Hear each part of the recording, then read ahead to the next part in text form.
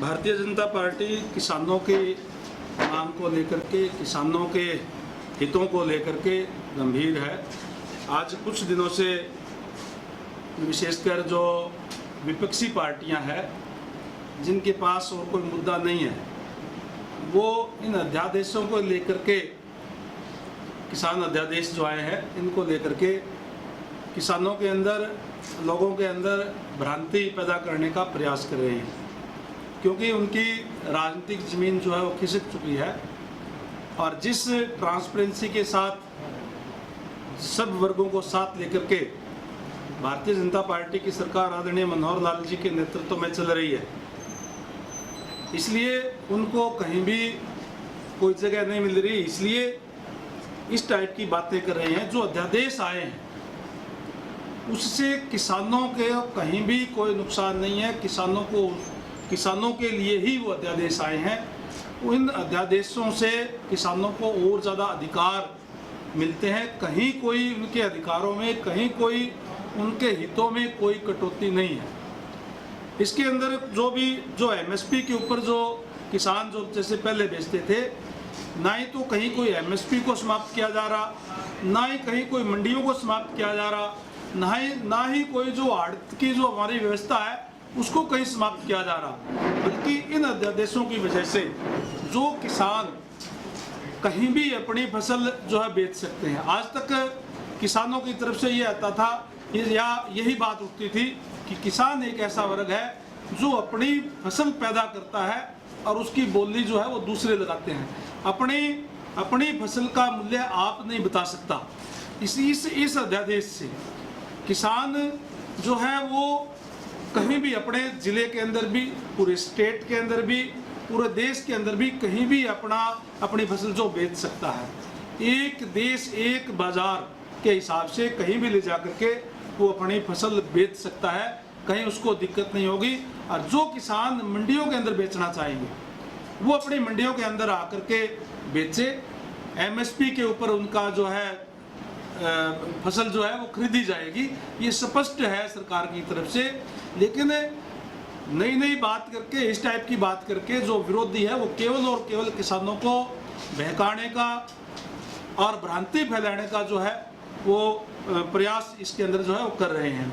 MSP के ऊपर पहले भी, आज तक जब से भारतीय जनता पार्टी की सरकार बनी है, ये रिकॉर्ड की चीज़ है कि सबसे ज़्यादा खरीद जो है भारतीय जनता पार्टी की सरकार के अंदर हुई है।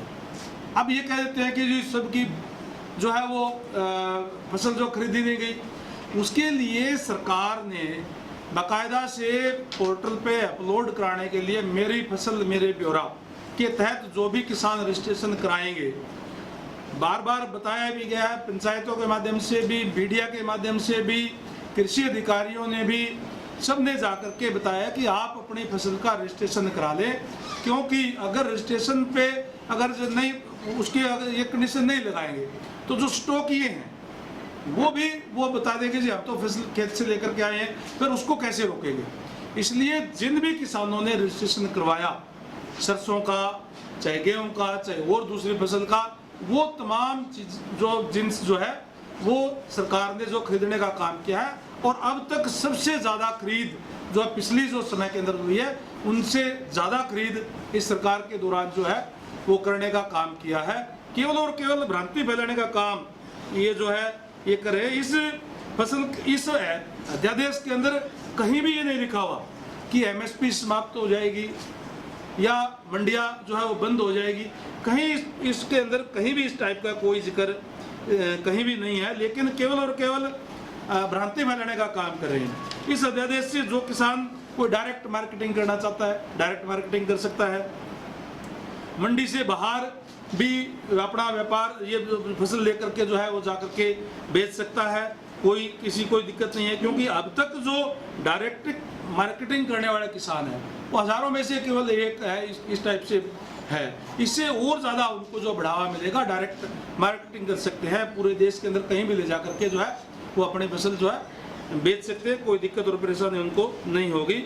इसके अंदर सारे के सारे विकल्प जो है वो खुले हैं, खुद अपनी फसल बेच ले, किसान का समूह बना के, एसपी बना करके वो फसल जो है बेच सकते हैं, समूह बना करके वो खरीद सकते हैं, आगे बेच सकते हैं, दूसरी जगह पे ले जाकर के भी, दूसरे स्टेट के अंदर भी, दूसरे जिले के अंदर भी ले जाकर के जो है वो फसल बेच सकते हैं, उसकी कोई रोक टोक नहीं होगी।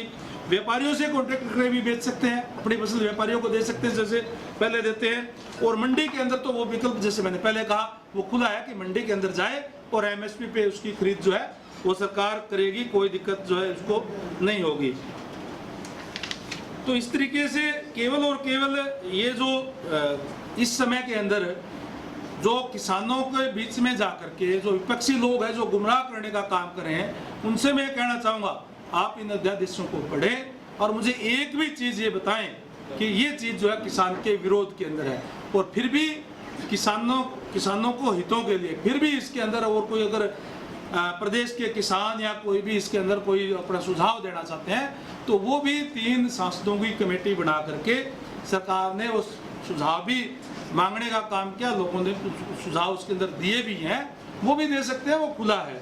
और अब भी एमएसपी पे खरीद के लिए चाहे आने वाले टाइम के अंदर बाजरे के लिए भी 120 के अंदर सरकार की तरफ से बना लिए गए हैं और उसके लिए मूंग के लिए भी जो है उसकी पूरी तैयारी, किसानों की खरीद की कोई दिक्कत और परेशानी ना हो इसके लिए सरकार की जो है वो हो गई है 120 और मूंग के लिए 30 केंद्र का निर्धारण किया है और धान खरीद के लिए 400 खरीद केंद्र सरकार की तरफ से बढ़ाए जा चुके हैं।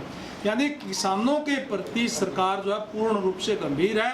मैं किसान भाइयों से ये कहना चाहूँगा आपके माध्यम से कि उनके हितों के लिए सरकार सचेत है, कहीं भी उनके हितों की अनदेखी जो है नहीं करने दी जाएगी।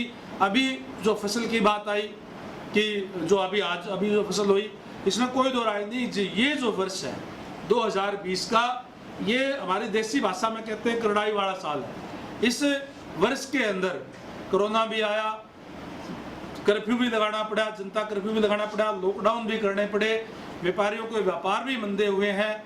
इसके हालात के हिसाब से ये केवल भारत में नहीं बल्कि पूरे विश्व स्तर के ऊपर है। और टिड्डी भी इस बार जो मैंने तो मेरे जीवन काल के अंदर नहीं देखी, पहले कभी सुनते थे कि टिड्डी आती थी, टिड्डी भी इस साल में आई। और जो इस बार खासकर जो नरमा की फसल थी वो बहुत बढ़िया फसल थी और ये फसल जो है अभी कुछ ही टाइम के अंदर जो बुरी तरीके से खराब हो गई। और किसानों को हमने पहले भी उनको आश्वासन दिया था कि किसानों की फसलों की जो है स्पेशल गिरदावरी कराई जाएगी और जो भी किसानों को नुकसान होगा उसकी भरपाई सरकार की तरफ से की जाएगी। जिन किसानों का बीमा है उनको बीमे के अधिकारी, कृषि अधिकारी मौके पर जा करके उनका मुआयना करके और जो भी नुकसान हुआ होगा उसको बीमे से दिलाएंगे। जिन किसानों का बीमा नहीं हुआ है और जो भी सरकार की पॉलिसी है, जो सरकार की तरफ से जो मुआवजा दिया जाता है, जिनका बीमा नहीं हुआ है उनको सरकार की तरफ से भी मुआवजा दिया जाएगा। ये बड़ा स्पष्ट है और केवल किसी के बहकावे के अंदर, भ्रांति के अंदर आने की जरूरत नहीं है। सफेद कपड़े वाले ने लाठीचार्ज किया, बड़े जिम्मेदार आदमी ने, ये कैसे हो सकता है? सफेद कपड़े वाले क्या कौन थे वो पता नहीं लगा। अगर कोई इस टाइप की कोई बात होगी और तो निश्चित रूप से उसकी जांच हो जाएगी, उसकी तो जो चीज़ें हैं जो सामने आ जाएगी, उसमें कोई दिक्कत नहीं है। लेकिन जिस तरीके से 9 सितंबर को भी कुछ किसानों को भी बुलाया गया था इस पे विचार विमर्श करने के लिए भी, वो वहाँ नहीं आए। जैसे मैंने पहले कहा कि विपक्ष के लोगों को केवल और केवल बहकाने का, भ्रांति फैलाने का काम है। उन्होंने इस टाइप की भ्रांति पैदा करके और इस टाइप का माहौल करने का जो है वो कार्य किया है। और वहाँ जाने की बजाय वो किसानों ने, क्योंकि आज कोविड का टाइम है, जो कोविड के टाइम के ऊपर ज़्यादा हम अगर इकट्ठे होते हैं तो कहीं न कहीं बीमारी फैलने का डर रहता है। उन तमाम चीज़ों को लेकर के इस बात का प्रयास किया गया था कि ज़्यादा लोग इकट्ठे ना हो। साहब, इसमें एक विपक्ष की जो आपने बात कही, विपक्ष जो विरोध कर रहा है वो ठीक है, लेकिन इसमें कुंदू साहब, दुष्यंत चौटाला, अनिल विज सभी एक दूसरे के बयान को यह बता रहे हैं। इसमें ऐसा नहीं लग रहा सरकार भी इसमें कुछ उलझी हुई है? नहीं, सरकार के चाहे दुष्यंत जी है, चाहे आपने विज साहब का नाम लिया, किसी ने ये कहा कि अध्यादेश गलत है। अध्यादेश किसानों के हित के अंदर है और आप सारे के सारे पत्रकार साथी हो और आप लोगों का जो है सारे हर जगह जाता है प्रचार। आप बताएं उस अध्यादेश के अंदर पढ़ करके कि एक चीज़ भी किसान के कोई खिलाफ की हो। केवल किसान को ज़्यादा राइट देता है। ये अध्यादेश उनको इनके हितों के लिए है। और जैसे मैंने पहले कहा कि एमएसपी पे कोई ये पीछे हमने इसकी सरसों की खरीद की, और जब किसान की फसल जब आई उस समय पे 3600-3700 रुपये मार्केट के अंदर सरसों की जो है वो रेट था। और क्योंकि सरकार ने ज़्यादा खरीद की इस बार, तो मार्केट रेट भी उसका बढ़ गया, 4200 रुपये 4250 रुपये हो गया था। सारी चीज़ें आप लोगों के सामने हैं। क्योंकि रजिस्ट्रेशन जिन लोगों का नहीं हुआ था उनकी तो खरीद नहीं सकते, जिन किसानों ने रजिस्ट्रेशन करवाया उन तमाम की फसलें जो खरीदी गई। लेकिन जो बयान अदालत की बात जो कही है वो है लाठीचार्ज को लेकर, क्या आप मानते लाठीचार्ज हुआ था किसानों को? देखिए, अगर कोई जो भी बात हुई है, अगर वहाँ कोई लाठीचार्ज की बात है या और कोई बात है तो जांच का विषय जांच हो जाती है, उसमें क्या दिक्कत है? जी अभी ये बात चल रही है कि सरकार से किसान संगठनों की बातचीत की बात हो रही है, लेकिन अगर नहीं होती तो 20 को उन्होंने बंद की कॉल दी।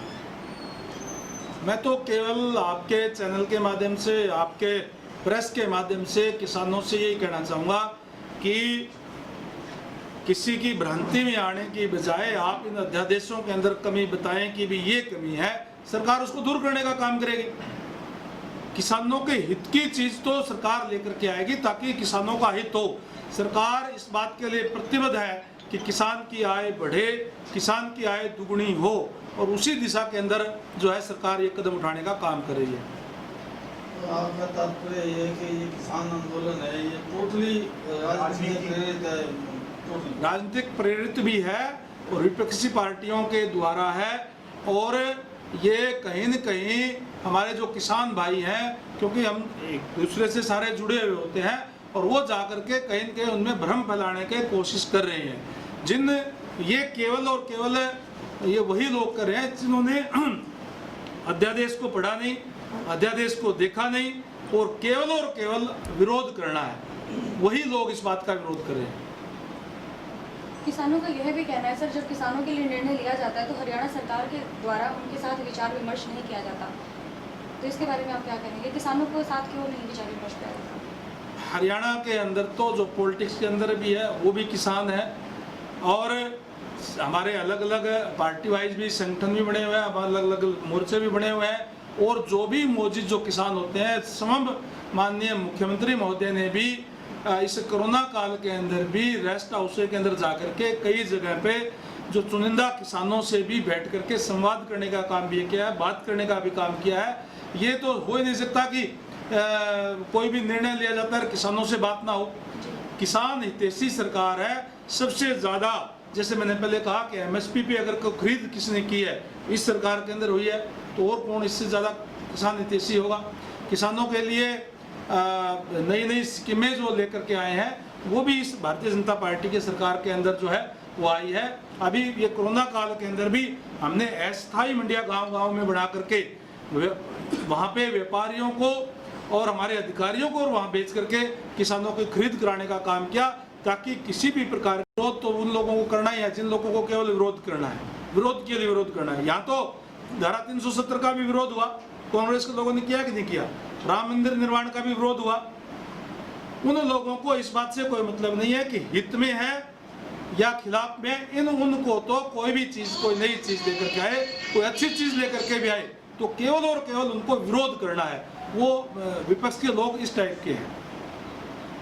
कोसाम रोड 4 लेन बन रहा है, तो उसमें एक शिकायत ये है कि कुछ जो सरकारी विभाग उसमें ढिलाई कर रहे हैं अधिकारी, कहीं पेड़ हैं कहीं कूदे हैं, उसमें उनको ऐसे डायरेक्शन सरकार कोई कहीं कोई इस टाइप की बात सामने आएगी तो कह देंगे, कोई दिक्कत नहीं, तो करवा लेंगे, ठीक, कोई दिक्कत नहीं। और वो लोग विरोध कर रहे हैं, कांग्रेस के लोग, जिनके राज के अंदर 2 रुपये 5 रुपये के चेक जो मुआवजा के तौर पर आए।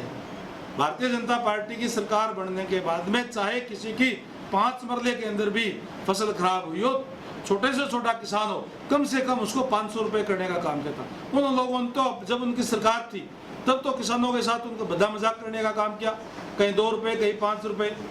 हुड्डा साहब के टाइम पे कांग्रेस की जो सरकार थी, सेज के नाम पर जो है वो जमीनें लूटी गई उनकी। सेक्शन 4 और 6 लगाने के बाद भी उनको रिलीज कर दिया गया।